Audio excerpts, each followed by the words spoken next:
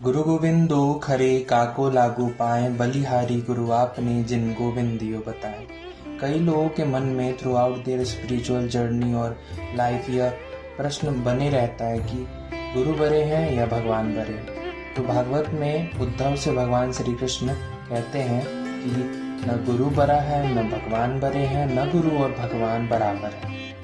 वो एक चौथी बात है। चौथी बात ये है कि आचार्य मां जाने, जो गुरु है उसे मैं ही जानूं, यानी भगवान ही जानूं। जो गुरु है वो भगवान ही है।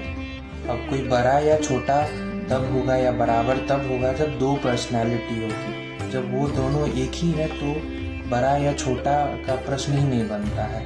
भगवान कहते हैं कि एष वही भगवान साक्षात, यानी गुरु को साक्षात भगवान ही मानो, वो मैं ही हूँ। तो अब हमने ये जान लिया कि गुरु और भगवान अलग नहीं है, दोनों एक ही है। और साथ में हमने ये भी जाना कि हमें गुरु के प्रति मनुष्य बुद्धि नहीं करनी है। भले ही साधना हम कर रहे हैं, भक्ति हम कर रहे हैं, लेकिन वो एक मीडियम बना है। वो गवर्निंग पावर जो है वही गुरु बन गई है, गुरु के रूप में भगवान आए हैं, मगर वो हमें भव सागर से पार कराने में बहुत बड़ा सहायक है। गुरु तत्व का ज्ञान होने के बाद हमारा ये कर्तव्य बन जाता है कि हम सतत गुरु का संग करें।